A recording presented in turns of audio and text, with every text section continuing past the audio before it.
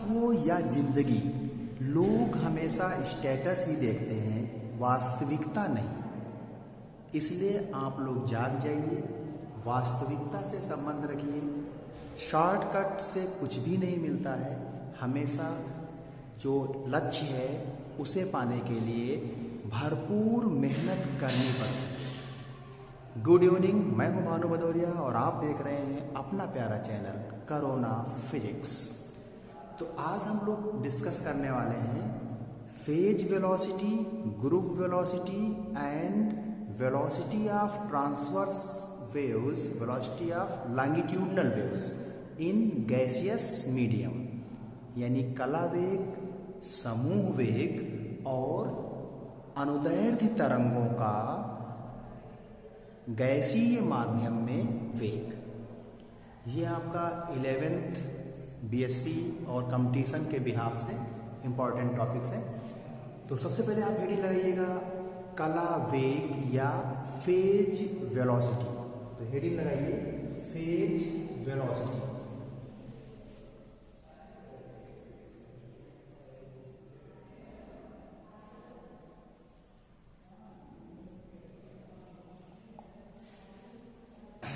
Phase velocity, wave के बारे में हम लोग डिस्कस कर चुके हैं। ठीक है, अभी तक जिन लोगों ने वेव नहीं देखा है वो वेव के वीडियो अपलोड्स हैं, वेव प्लेलिस्ट में जा करके देख सकते हैं। ठीक है, तो फेज वेलोसिटी क्या है? प्रोग्रेसिव वेव के बारे में हम लोगों ने डिस्कस किया था कि प्रोग्रेसिव वेव जो होती है उसका जो डिस्प्लेसमेंट इक्वेशन है प्रोग्रेसिव वेव की, वो y = a sin omega t minus k x, जहाँ a वेव का एम्पलीट्यूड है, ओमेगा एंगुलर फ्रिक्वेंसी है, k प्रोपोगेशन कांस्टेंट या वेव नंबर है और y डिस्प्लेसमेंट है पार्टिकल का किसी पर्टिकुलर टाइम और पर्टिकुलर पोजीशन पर। ये जो क्वांटिटी यहाँ पे दिख रही है आपकी, ये जो क्वांटिटी दिख रही है, ये क्वांटिटी कहलाती है फेज। देखो y में चेंज होगा अगर ये टाइम चेंज होगा या पोजीशन x चेंज होगी, या ये दोनों चेंज हो रहे हैं तो y में चेंज होगा। तो इन सभी बातों को एक साथ कह दिया गया कि इसको एक नाम दे दिया गया फेज। ठीक है, phase and phase difference topic आप देख सकते हैं कोरोना फिजिक्स पर और उसको आप अच्छी तरीके से समझ सकते हैं वहाँ से। तो ये क्वांटिटी क्या कहलाती है? ये क्वांटिटी कहलाती है फेज। ठीक है, अब देखो अगर किसी वेव का फेज कांस्टेंट हो, यानी टाइम के साथ फेज क्या है, चेंज ना हो रहा हो, फेज क्या है, कांस्टेंट है, तो हम कह सकते हैं कि omega t minus k x is equal to constant. अब इसका अगर हम टाइम के रेस्पेक्ट में डिफरेंशियल कर दें तो टाइम के रेस्पेक्ट में डिफरेंशियल क्या हो जाएगा, omega minus k dx upon dt is equal to 0। Constant का डिफरेंशियल 0। क्या यहाँ से dx अपॉन dt कैलकुलेट कर सकते हैं? dx अपॉन dt यहाँ से क्या मिल जाएगा, dx upon dt is equal to क्या हो गया, omega upon k। dx upon dt क्या मिल गया, ओमेगा अपॉन k। अब देखो dx अपॉन dt डिनोट क्या करता है, dx अपॉन dt क्या डिनोट कर रहा है? तो देखो वेव जो हम बनाते हैं इस तरीके से बनाते हैं, ये x आपका है, ये y है, और वेव इस तरीके से बनाते हैं ना, तो वेव ये जा रही है। प्रोग्रेसिव वेव को देखो इस तरीके से रिप्रेजेंट करते हैं, ये प्रोग्रेसिव वेव इस तरीके से रिप्रेजेंट होती है। तो वेव कहाँ जा रही है, आगे की तरफ जा रही है, यानी x में टाइम के साथ जो चेंज होगा वो वेव वेलोसिटी को रिप्रेजेंट करेगा। ठीक है, तो ये जो dx अपॉन dt है ये क्या है आपका, ये वेव वेलोसिटी है, या इसे हम कहेंगे फेज वेलोसिटी। ठीक है, जिस वेलोसिटी से फेज आगे जा रहा है या वेव आगे जा रहा है, इसी को हम नाम देते हैं फेज वेलोसिटी। vp से डिनोट करते हैं और हम बोलेंगे क्या इसे, फेज वेलोसिटी। तो ये फेज वेलोसिटी का एक्सप्रेशन मिला आपको। अब ग्रुप वेलोसिटी क्या होती है? ग्रुप वेलोसिटी के लिए क्या होनी चाहिए, कम से कम मीडियम में 2 वेव प्रोपोगेट हो रही हूँ। तो हमने मान लिया है कि मीडियम में 2 वेव प्रोपोगेट हो रही हैं जिनकी फ्रिक्वेंसीज ओमेगा 1 और ओमेगा 2 है, एंगुलर फ्रिक्वेंसीज, और उनके प्रोपोगेशन कांस्टेंट k1 और k2 है। दोनों वेव के एम्पलीट्यूड सेम है, तो इन दोनों वेव्स के लिए जो डिस्प्लेसमेंट इक्वेशन होगी वो कुछ इस तरीके से दी जाएगी।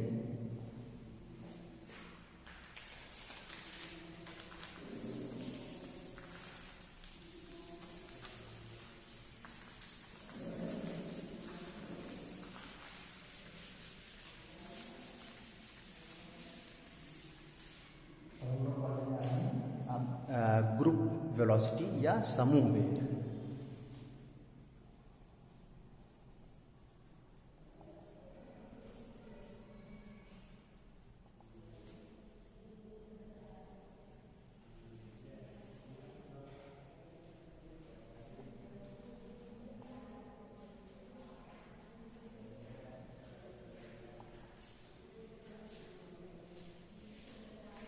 तो अब देखो, जो दो वेव संचरित हो रही हैं किसी मीडियम में, प्रोपोगेट हो रही हैं, उनकी डिस्प्लेसमेंट इक्वेशन ये लिखी हुई है। इनकी एंगुलर फ्रीक्वेंसी डिफरेंस है और प्रोपोगेशन कांस्टेंट डिफरेंट है। एम्पलीट्यूड दोनों वेव के क्या है, सेम है। अब इनके बीच क्या होगा, सुपरपोजिशन होगी। तो सुपरपोजिशन होगी तो रिजल्टेंट वेव बनेगी, जिसके लिए डिस्प्लेसमेंट इक्वेशन हम कहाँ से देंगे, अकॉर्डिंग सुपरपोजिशन प्रिंसिपल। तो सुपरपोजिशन प्रिंसिपल के अकॉर्डिंग रिजल्टेंट वेव के लिए डिस्प्लेसमेंट जो होगा वो क्या होगा, y is equal to y1 plus y2। तो y इज इक्वल टू क्या लिखेंगे हम, y1 प्लस y2। और y is equal to y1 plus y2 में हम दोनों की ये वैल्यू रखेंगे।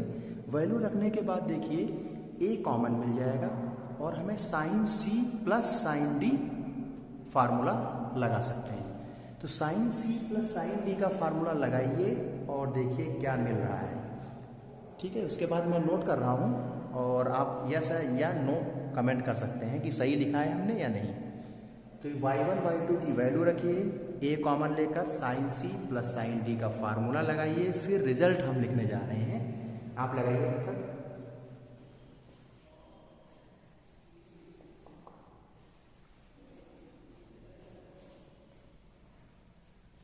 ठीक है, लगा लिया होगा। तो रिजल्ट हम लिखने जा रहे हैं, y is equal to 2a cos omega 1 minus omega 2 into T upon 2 और minus k1 minus k2 upon 2 into X, और साथ में इंटू में होगा, हम यहाँ लिख रहे हैं sine omega 1 plus omega 2 upon 2 into t और minus k1 plus k2 upon 2 into x. तो रिजल्टेंट आपका sine C plus sine D लगा करके ये मिला। यस और नो देख रहे हैं कमेंट।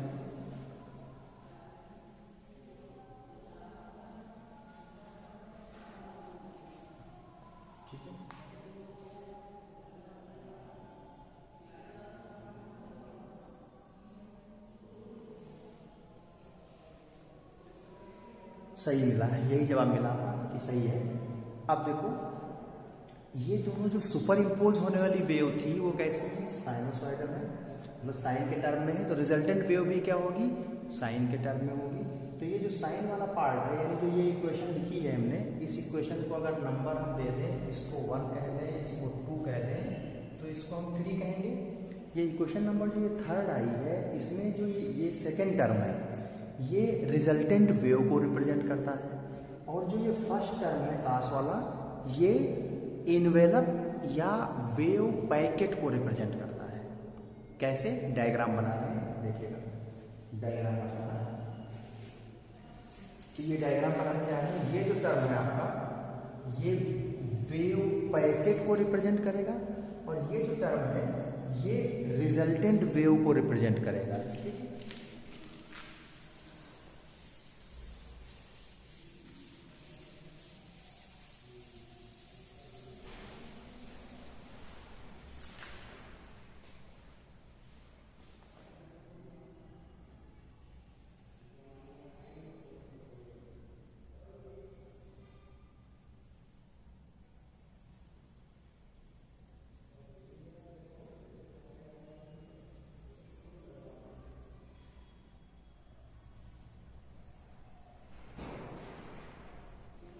कंटिन्यू रहेगी ऐसे। तो ये जो है ये इन्वेलप है, यानी जो कास वाला टर्म था वो इस इन्वेलप को रिप्रेजेंट कर रहा है, और जो साइन वाला टर्म है वो इस रिजल्टेंट वेव को रिप्रेजेंट कर रहा है।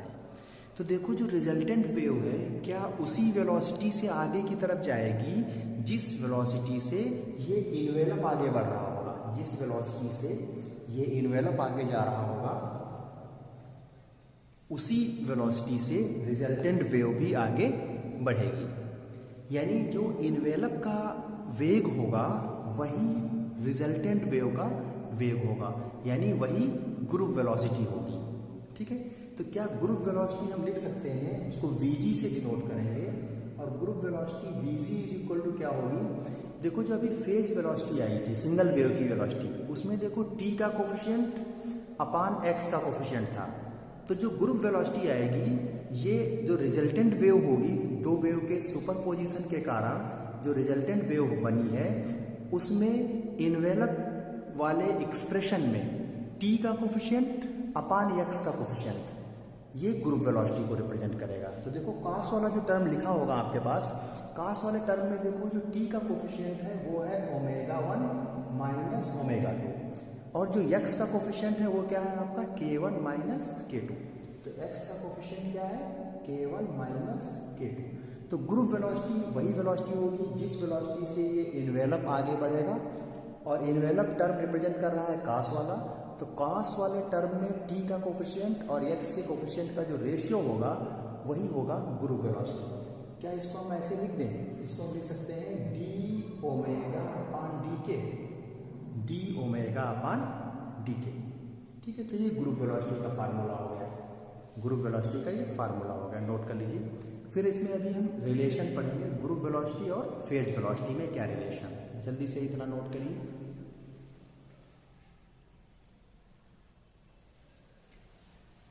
ठीक है, नोट कर लिया।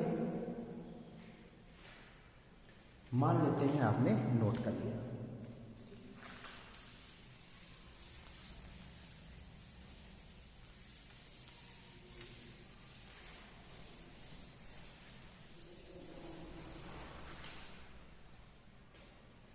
अब आप एक हेडिंग लगाएंगे, relation between phase velocity and group velocity.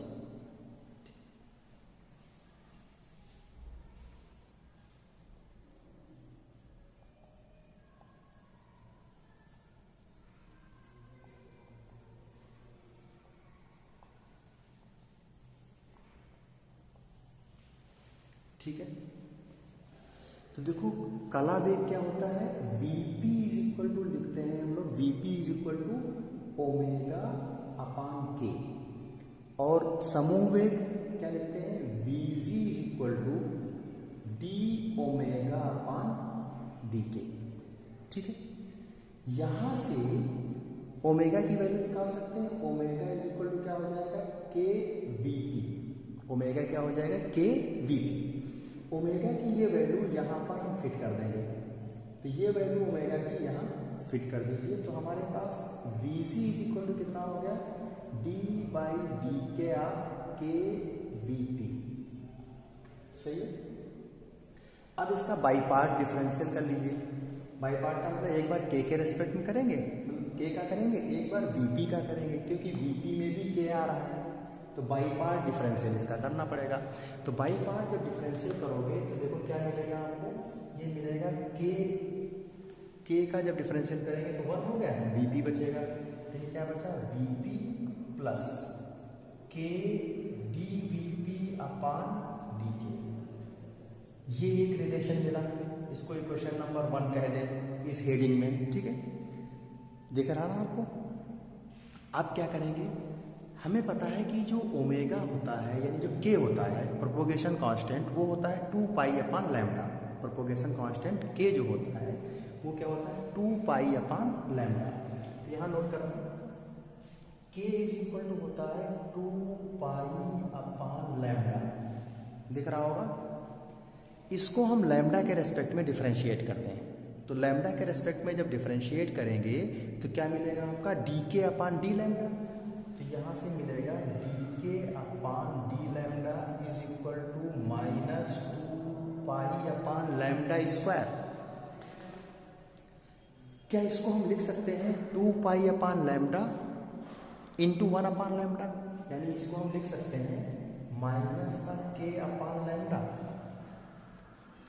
2 pi upon lambda into 1 upon lambda. 2 pi upon lambda को के कह गया है तो ये रिलेशन मिला। क्या यहाँ से हम के अपान डी के निकाल सकते हैं? यहाँ से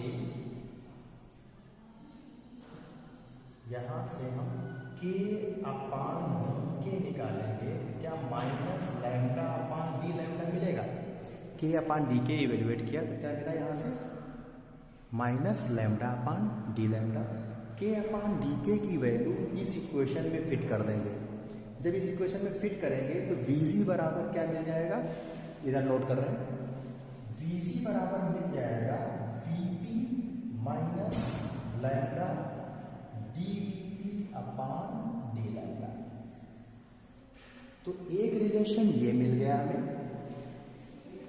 एक रिलेशन आपको ये मिला, किसके बीच में? Phase velocity and group velocity के बीच में। ठीक है, नोट कर लीजिए इसको, फिर अगला टॉपिक पढ़ते हैं। नोट करिए जल्दी से, नोट करिए।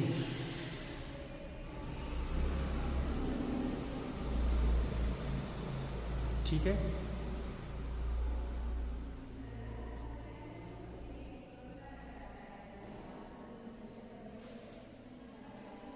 नोट कर लिया होगा।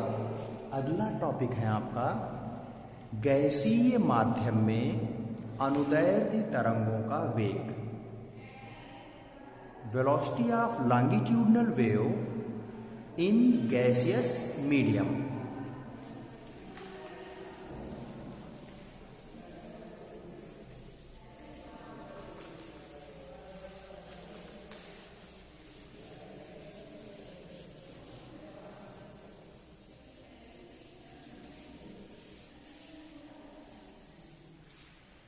देखो, जब भी क्या है लॉन्गिट्यूडनल वेव्स का एग्जाम्पल क्या हो गया आपका, जैसे साउंड वेव, और ट्रांसवर्स वेव्स का एग्जाम्पल क्या हो गया, जैसे लाइट वेव। ठीक है, लॉन्गिट्यूडनल वेव्स वो होती हैं जिनमें मीडियम के पार्टिकल का वाइब्रेशन वेव प्रोपोगेशन के अलोंग होता है, और ट्रांसवर्स वेव्स वो होती हैं जिनमें मीडियम के पार्टिकल्स का वाइब्रेशन वेव प्रोपोगेशन के परपेंडिकुलर डायरेक्शन में होता है।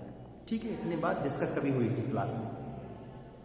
तो जो ट्रांसवर्स वेव्स होती हैं वो क्रेस्ट एंड ट्रफ के फॉर्म में, क्रेस्ट एंड ट्रफ के फॉर्म में क्या है, आगे प्रोपोगेट होती हैं, या श्रृंग और गर्त के फॉर्म में संचरित होती हैं। कौन सी वेव? ट्रांसवर्स वेव, अनुप्रस्थ तरंगे। और जो लॉन्गिट्यूडनल वेव्स होती हैं, अनुदैर्ध्य तरंगें होती हैं, वो संचरित होती हैं संकुचन और विरलन के रूप में। इस तरीके से संकुचन और विरलन के फॉर्म में, यानी कंप्रेशन और रेयर फ्रैक्शन के फॉर्म में। तो जब भी लॉन्गिट्यूडनल वेव यानी साउंड वेव मान सकते हैं, मीडियम में संचरित होगी, कौन सा मीडियम? गैसियस मीडियम में, गैसीय माध्यम में।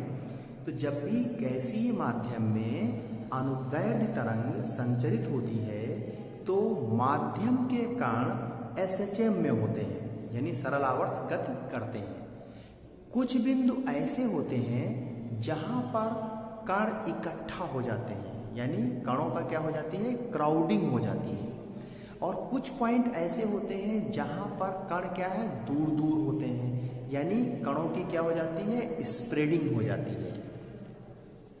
इसका मतलब ये हुआ कि जब अनुदैर्ध्य तरंग गैसीय माध्यम में यानी गैसीय माध्यम में संचरित होगी तो माध्यम के विभिन्न बिंदुओं पर दाब में परिवर्तन होगा।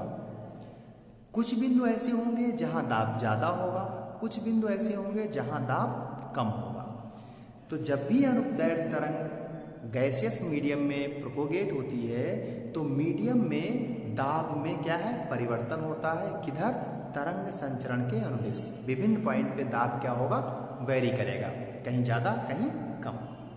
ठीक है, अब गैसीय माध्यम में अनुदैर्ध्य तरंग का वेग ज्ञात करने के लिए एक हम सिलेंड्रिकल कॉलम ले रहे हैं, और उस सिलेंड्रिकल कॉलम का क्रॉस सेक्शनल एरिया अनुप्रस्थ भाग का क्षेत्रफल अल्फा मान रहे हैं। डायग्राम ड्रा कर रहे हैं, आप भी ड्रा करिए, ठीक है। देखिएगा हमने क्या किया है, एक गैसीय मीडियम का सिलेंड्रिकल कॉलम ले लिया है, दिख रहा होगा सर, दिख रहा है। ये जो सिलेंडर है इसका जो क्रॉस सेक्शन होगा, क्रॉस सेक्शन जैसे ये मार्कर है, इसका क्रॉस सेक्शन ये है ना, तो ऐसे ये रखा है, तो हमने ये सामने क्या दिखा रखा है आपका, तो क्रॉस सेक्शनल एरिया इसका हमने अल्फा कह रखा है। कितना कह रखा है? अल्फा, ठीक है। इस सिलेंड्रिकल कॉलम में दो समतल ले लिए हैं, दो प्लेन हमने ले लिए हैं जो कि परस्पर समांतर है। एक प्लेन हमने ए लिया है और एक प्लेन हमने बी ले लिया है, ठीक है। ये ए प्लेन है, ये बी प्लेन है। इनके बीच की जो दूरी है वो डेल एक्स है। इनके बीच की जो दूरी है वो कितनी है? Del x. अब जब अनुदैर्ध्य तरंग संचरित होते हुए आपतित होगी तो चूंकि दाब में परिवर्तन होता है, तो अब ये जो प्लेन है ये शिफ्ट हो जाएंगे तरंग संचरण की दिशा में। मान लेते हैं कि ए प्लेन ए डैश पर पहुंच गया और बी प्लेन यहां पहुंच गया बी डैश पोजीशन पर, ठीक है। अब ए और ए डैश के बीच की दूरी हम y मान लेते हैं। ए और ए डैश के बीच की दूरी कितनी ले लेते हैं? y ले लेते हैं। तो b कितना डिस्प्लेस होगा, इसके लिए हमें मानना पड़ेगा कि डिस्प्लेसमेंट रेट कितनी है। जब अनुदैर्ध्य तरंग आपतित होगी तो किस दर से प्लेन डिस्प्लेस होंगे। तो यदि हम ये मान लें कि विस्थापन की दर डेवर y अपान डेवर x है,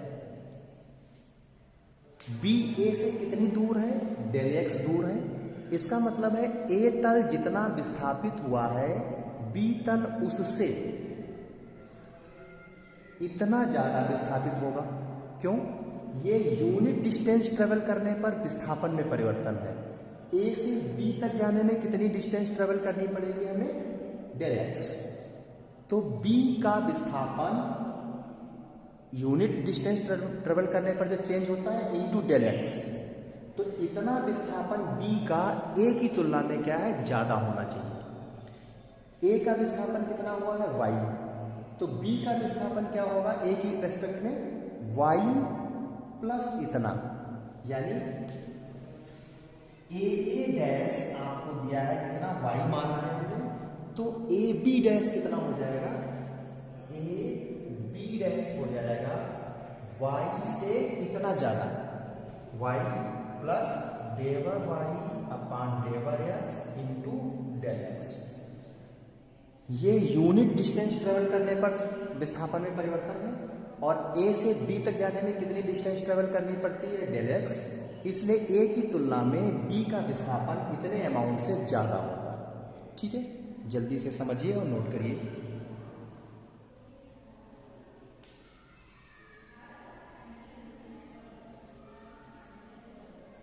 समझ के लिखना भाई, ठीक है। चलिए, समझ लिया। अब देखो, क्या हम ए डैश बी डैश के बीच में कितना डिस्टेंस है ये निकाल सकते हैं? ए डैश बी डैश को हम लिख सकते हैं A B dash minus A dash. A dash B dash को हम लिख सकते हैं A dash B dash equal to A B dash minus A dash. तो इधर नोट कर रहे हैं A dash B dash equal to A B dash minus A dash, right? Yes or no?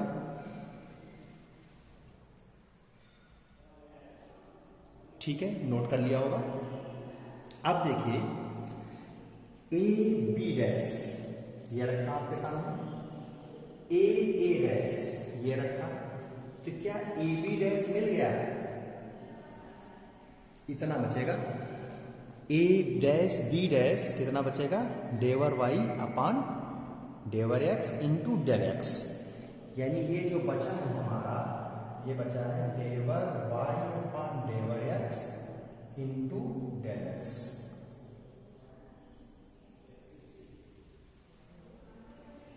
ठीक है, नोट कर लिया, जल्दी से नोट कर लो, ये हटाना है क्योंकि यहीं पे आगे बताना है। ठीक है, अब देखिए, अब ध्यान से देखिएगा, क्या ए बी के बीच में कितना वॉल्यूम है गैस का वो निकाल सकते हैं, जो डिस्टेंस है इनटू क्रॉस सेक्शनल एरिया, क्योंकि वॉल्यूम क्या होता है आपका thickness into cross sectional area. Thickness का मतलब ये डिस्टेंस यहाँ पर, और क्रॉस सेक्शनल एरिया कितना है अल्फा। तो क्या ए बी के बीच जो वॉल्यूम है वो हमें मिल गया कितना, अल्फा डेल एक्स। तो ए बी के बीच जो वॉल्यूम है वो कितना है, अल्फा डेल एक्स। और ए डैश बी डैश के बीच वॉल्यूम कितना है, ए डैश बी डैश के बीच वॉल्यूम कितना है, ए डैश बी डैश की दूरी कितनी मिली, इतनी, और क्रॉस सेक्शनल एरिया कितना है, अल्फा है। तो अल्फा से इस दूरी को मल्टीप्लाई कर दें तो ए डैश बी डैश के बीच में कितना वॉल्यूम इनक्लोज है वो मिल जाएगा। तो इसके बीच में वॉल्यूम कितना हो जाएगा, डेवर Y upon del x into del x और इंटू अल्फा। तो ये वॉल्यूम है ए डैश बी डैश के बीच में, और ये इनिशियल वॉल्यूम है। ये क्या है, चेंज इन वॉल्यूम हो गया, ये क्या है, इनिशियल वॉल्यूम है। तो क्या वॉल्यूम स्ट्रेन यानी आयतन विकृत निकाल सकते हैं। आयतन विकृत क्या होती है, आयतन में परिवर्तन बटे प्रारंभिक आयतन, यानी volume strain is equal to change in volume upon initial volume. तो जब वेव्स प्रोपोगेट हुई तो प्लेन जो ए बी थे वो ए डैश बी डैश से पहुंच गए, और ऐसा होने पे इनके बीच जो वॉल्यूम इनक्लोज है ये रखा आपके सामने, और बिफोर कितना था, ये वॉल्यूम था। तो क्या वॉल्यूम स्ट्रेन मिल गई। वॉल्यूम स्ट्रेन का मतलब दिस अपान दिस, दिख रहा होगा, दिस अपान दिस। और जब हम ऐसा करेंगे तो क्या वॉल्यूम स्ट्रेन हमें मिल गई, अल्फा डेल एक्स कैंसिल हो गया, तो वॉल्यूम स्ट्रेन हमें मिल जाएगी, वॉल्यूम स्ट्रेन यानी आयतन विकृत बराबर del Y upon del X. This upon this करेंगे, जो कैंसिल हो गया वो कैंसिल कर दिया हमने, क्या अल्फा डेल एक्स जो बचा उतना नोट किया है। आप भी नोट कर लीजिए, आयतन विकृत मिल गई दिस मच, नोट कर लीजिए। फिर यहां से हटाते हैं क्योंकि आगे बढ़ना है। ठीक है, नोट हुआ, ओके।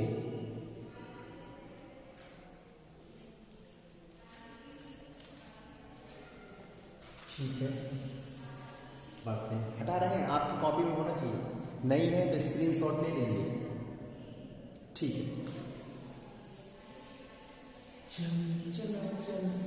जल्दी से लिखते हैं। और फर्स्ट, ये बहुत से लोग पूछते हैं किस पेपर का, फर्स्ट पेपर है आपका, ठीक है, ग्रेजुएशन में फर्स्ट पेपर 11th का पार्ट है आपका वेव का, ठीक है।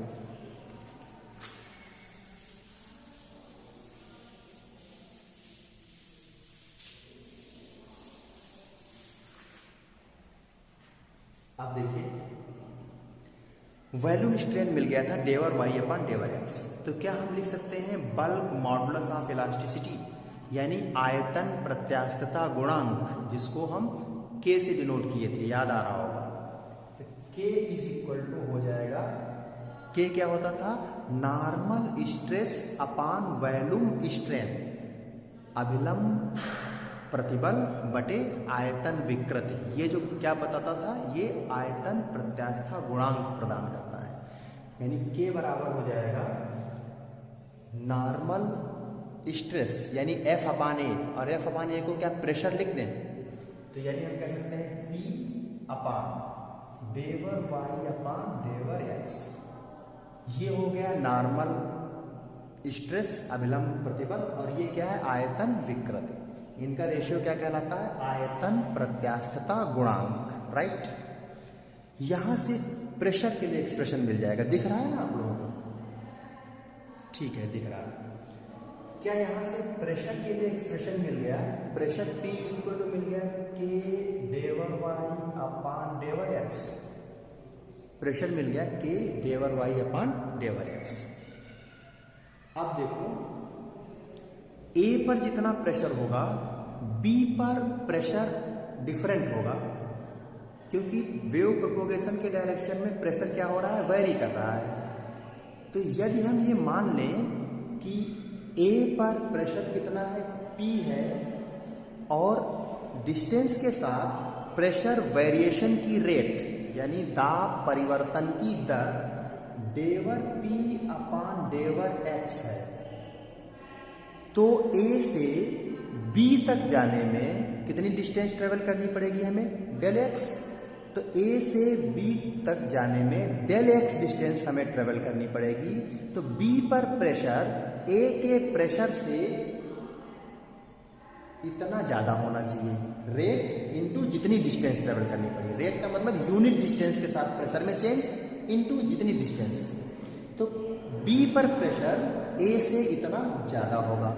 ए पर अगर P है तो B पर कितना हो जाएगा, P प्लस दिस मच। क्या हम कहें कि A और B के बीच प्रेशर डिफरेंस कितना होगा, ये हम निकाल सकते हैं। प्रेशर डिफरेंस का मतलब ये प्रेशर B पर प्रेशर माइनस A पर जो प्रेशर है। तो क्या हम कहें कि दाबांतर A और B के बीच कितना हो जाएगा, दाबांतर हो जाएगा डेवर P अपान डेवर X इंटू डेल एक्स। ये ए और बी के बीच क्या हो गया, दाबांतर हो गया।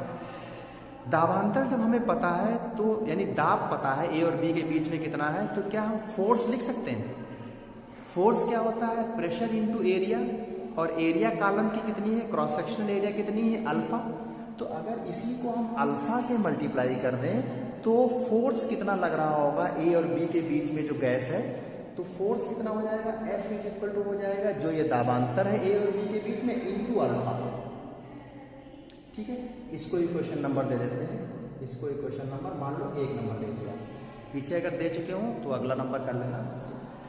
ये फोर्स हमें आ गया दाबांतर इनटू क्रॉस सेक्शनल एरिया से। लेकिन न्यूटन सेकेंड लॉ से फोर्स क्या होता है, मास इनटू एक्सेलरेशन। ए और बी के बीच में गैस का कितना मास होगा, ए और बी के बीच में जो वॉल्यूम गैस का है वो कितना है, अल्फा डेल एक्स। अगर गैस की डेंसिटी रो हो तो ए और बी के बीच में जो मास है वो कितना हो जाएगा, वॉल्यूम इनटू डेंसिटी। यानी जो मास है ए और बी के बीच में वो कितना हो जाएगा, वॉल्यूम। वॉल्यूम का मतलब अल्फा डेल एक्स और इनटू रो, ये हो जाएगा मास जो ए और बी के बीच में। अब एक्सेलरेशन कितना होगा, डिस्टेंस डिस्प्लेसमेंट हम ले रहे हैं एक्स डायरेक्शन में, तो एक्सेलरेशन क्या हो जाएगा, d2x अपान dt स्क्वायर। तो न्यूटन सेकेंड लॉ से अगर हम लिखना चाहें फोर्स, तो हम लिखेंगे F इज इक्वल टू कितना, मास। मास कितना है, दिस मच, यानी alpha del x into rho, और d2x अपान dt स्क्वायर। ठीक है, एक फोर्स ये है, दूसरा फोर्स ये न्यूटन सेकेंड लॉ से आया है। अब देखो जो इक्वेशन नंबर 1 है, इस इक्वेशन नंबर 1 में P की ये वैल्यू रख लें। इक्वेशन नंबर 1 में जब P की ये वैल्यू रखोगे तो क्या देखो ये डबल डेरिवेटिव हो जाएगा। यहाँ से देखिएगा, P की जब ये वैल्यू रखोगे तो क्या ये डबल डेरिवेटिव के साथ यही लिख सकते हैं, तो हम इसी में करेक्ट करे दे रहे हैं। P की जब ये वैल्यू यहाँ रखोगे तो यहाँ पर आपको मिल जाएगा y अपान dx2 और एक k और मिल जाएगा। ठीक है, अब इक्वेशन 1 और 2 को इक्वेट कर लो। 1 और 2 को इक्वेट कर लो, तो ये इक्वेट करेंगे तो ये डब्बा बरोबर आएगा इस डब्बे के, और ये डब्बा इस डब्बे के बरोबर आएगा। इसमें से कुछ कैंसिल हो जाएगा, अल्फा डेल एक्स कैंसिल हो जाएगा। तो अल्फा डेल एक्स कैंसिल होने के बाद जो बच रहा है वो नोट करिए, और मैं फिर नोट कर रहा हूँ, यस या नो में कमेंट करिएगा। ठीक है, नोट करिए, नोट कर लीजिए, नोट कर लिया होगा। जो बचा वो हम नोट करने जा रहे हैं।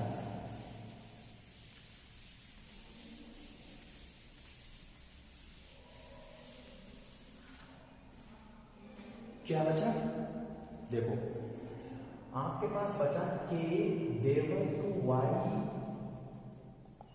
के del two Y upon डेवर x2 बरोबर, इधर बचा है रो, क्योंकि अल्फा डेल एक्स दोनों तरफ से कैंसिल हुआ था ना, इधर बचा है rho del two Y upon डेवर t2। Equation number जो 2 है उसमें जो x लिखा है हमने x की जगह y कर लेना। y क्यों कर लिया है? क्योंकि डिस्प्लेसमेंट हम क्या ले रहे हैं, y ले रहे हैं ना। a से a डैश तक कितना डिस्प्लेस हुआ था, y। तो जो इक्वेशन नंबर 2 है उसको थोड़ा करेक्ट कर लो, उसमें शायद d2 x अपान dt स्क्वायर लिख दिया था, तो वहाँ d2 y अपान dt स्क्वायर कर लीजिएगा, क्योंकि a कितना डिस्प्लेस हुआ था, y। तो y डिस्प्लेसमेंट है तो एक्सेलरेशन y का डबल डेरिवेटिव होगा, ठीक है, करेक्ट कर लीजिएगा। तो अब बचा क्या है यहाँ पे, रो और del two Y upon डेवर t2। Exact में लिखना चाहो एग्जैक्ट में लिख सकते हो, एक ही पे डिपेंड कर रहा है। तो अब आपका क्या नाम है, यहाँ ये ऐसे भी लिख सकते हैं, del two Y upon डेवर x2 equal to rho upon K del two Y upon डेवर t2, equation number 3 या जो भी नंबर आ रहा हो। अब देखिएगा, कभी हम लोगों ने पढ़ा था general equation of wave propagation, और उसमें जो आया था वो ये था आपका कि डेवर two Y upon डेवर x2 is equal to 1 upon B square डेवर टू वाई अपान डेवर t2।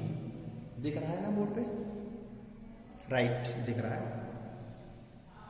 इन दोनों को कंपेयर कर लेंगे, इन दोनों को कंपेयर करेंगे, तो देखो कंपेयर करेंगे तो आपके पास क्या हो जाएगा, यहां से देखो 1 upon B square is equal to this much आएगा।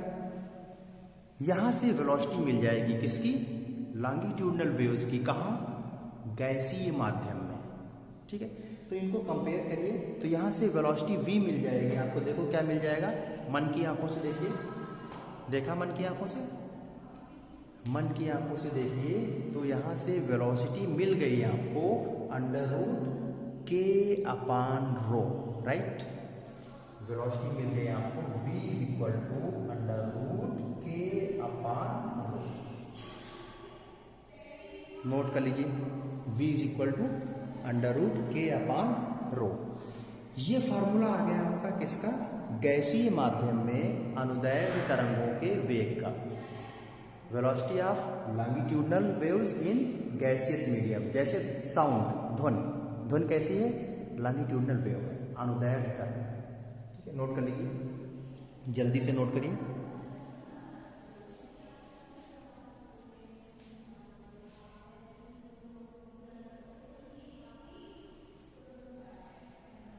ठीक है, नोट कर लिया। अब देखिए न्यूटन ने क्या कहा, न्यूटन ने कहा कि जो अनुदैर्ध्य तरंग है, लॉन्गिट्यूडनल वेव है, ये गैसीय माध्यम में समतापी प्रोसेस के अंडर मोशन करती है। यानी जब अनुदैर्ध्य तरंग गैसीय माध्यम में संचरित होती है तो माध्यम का जो ताप है वो नियत रहता है, और समतापी प्रक्रम के लिए k बराबर p होता है। यानी जो बल्क मॉडुलस ऑफ इलास्टिसिटी है वो प्रेशर के इक्वल होता है। तो समतापी प्रक्रम अगर माने अनुदैर्ध्य तरंगों के संचरण को कहाँ, गैसीय माध्यम में, तो न्यूटन के लिए क्या हो जाएगा, ये k इज इक्वल टू कितना रख सकते हैं, p। k is equal to कितना रख सकते हैं, p। तो यही फार्मूला काहे में कन्वर्ट हो जाएगा, v is equal to under root p upon rho. अब देखो एटमॉस्फेरिक प्रेशर अगर ले लें, यानी p की वैल्यू 1.01, यानी p is equal to 1.01 10⁵ newton per metre square, 10⁵ newton per metre square. और जो एयर डेंसिटी होती है वो 1.29, यानी रो जो होगा, रो 1.29 kg पर मीटर क्यूब। ये अगर हम रखते हैं यहाँ पर, तो जो साउंड वेलोसिटी है, यानी साउंड कैसी, लॉन्गिट्यूडनल वेव है, तो साउंड वेलोसिटी मिलती है हमें, कितनी मिलती है, ये मिलती है 280 मीटर पर सेकेंड। जबकि एक्सपेरिमेंटल आधार पर, प्रायोगिक आधार पर जो साउंड की वेलोसिटी, साउंड स्पीड होती है वो होती है 332 मीटर पर सेकेंड। यानी एक्सपेरिमेंटल फैक्ट के बिहार पर जो साउंड की वेलोसिटी आती है वो आती है आपकी 332 मीटर पर सेकेंड। इसका मतलब है कि न्यूटन के कॉन्सेप्ट से ये जो साउंड वेलोसिटी आई है वो एक्सपेरिमेंटल से बहुत ज़्यादा डिफरेंस रखती है, तो इसमें कुछ करेक्शन करना पड़ेगा। तो लाप्लास ने एक करेक्शन किया और ये बताया कि एयर जो है वो बैड कंडक्टर है, इसलिए जब अनुदैर्ध्य तरंग संचरित होती है तो जहाँ पर कंप्रेशन होता है, संकुचन होता है, वहाँ का ताप ज़्यादा होता है और जहाँ पर विरलन होता है वहाँ का ताप कम होता है और ताप का हस्तांतरण यानी ऊष्मा का जो हस्तांतरण है वो क्विकली नहीं हो पाता है, क्योंकि गैस कैसी है, बैड कंडक्टर है। इसलिए लाप्लास ने कहा कि जो अनुदैर्ध्य तरंगों का, लॉन्गिट्यूडनल वेव्स का गैसीय माध्यम में प्रोपोगेशन है वो आइसोथर्मल कंडीशन में ना होकर एडियाबैटिक कंडीशन में होता है। और एडियाबैटिक कंडीशन के लिए बल्क मॉडुलस के की वैल्यू गामा पी होती है। यानी एडियाबैटिक कंडीशन के लिए जो के होता है वो के होता है आपका गामा पी। गामा क्या है आपका? गामा परमाणुकिता यानी एटॉमिसिटी है और गामा क्या होता है? Cp/Cv। ठीक है, आज के क्लास में डिस्कस हो रहा है, सबको याद होगा। गामा क्या है? एटॉमिसिटी या परमाणुकिता, और इसको कैसे डिफाइन करते हैं? Cp और Cv के रेशियो में डिफाइन करते हैं। Cp क्या है, Cv क्या है, क्लास में डिस्कस हो चुका है। स्पेसिफिक हीट है कांस्टेंट प्रेशर पर और कांस्टेंट वॉल्यूम पर। तो अब यदि इस फार्मूले में, किस फार्मूले में, इसमें k की जगह अगर हम गामा पी रख दें तो हमारे पास फार्मूला हो जाएगा V = गामा पी। और वायु के लिए गामा कितना रखेंगे आपका? पॉलीएटॉमिक मान करके कितना रखेंगे? 1.33। जब गामा की वैल्यू रख लेते हैं 1.33 तो यही स्पीड जो है आपका ध्वनि तरंगों का जो वेग है ये मिल जाता है हमें 328 मीटर पर सेकेंड के आसपास, जो कि एक्सपेरिमेंटल वैल्यू के लगभग करीब है। एक्सपेरिमेंटल वैल्यू कितनी थी? 332, और हमें लाप्लास करेक्शन के आधार पे कितना मिल जाता है? 328 के आसपास। तो यानी एक्सपेरिमेंटल वैल्यू के लगभग नज़दीक है।